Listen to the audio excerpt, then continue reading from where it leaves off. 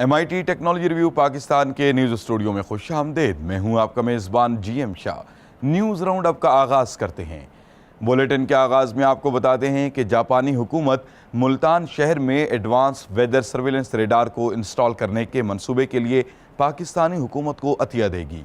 इस अतिये की मद में हुकूमत को 21.36 मिलियन डॉलर्स फराहम किए जाएंगे, जिनको human resource development scholarship programme पर भी खर्च किया जाएगा। पाकिस्तानी माहिरीन का कहना है कि एडवांस वेदर सर्विलेंस रेडार के मंसूबे से पाकिस्तान मेट्रोलॉजिकल डिपार्टमेंट की सलाहियतों में इजाफा होगा। और अब आपको बताते हैं कि माहिरीन ने एक ऐसी बस तैयार की है जो पानी पर भी सफ़र कर सकती है। इसको टेरा विंड के नाम से मंसूब किया गया है, जो ज़मीन पर 80 मील और पानी पर 8 मील फी घंटा की रफ्तार तक सफ़र कर सकती है।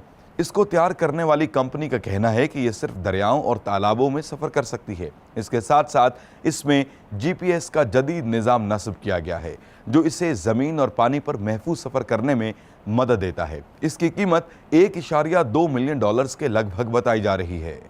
और अब बुलेटिन के आखिर में आपको बताते हैं कि माहिरीन ने एक ऐसा लैपटॉप बैग तैयार किया है जो तमाम डिवाइसेस को चार्ज कर सकता है।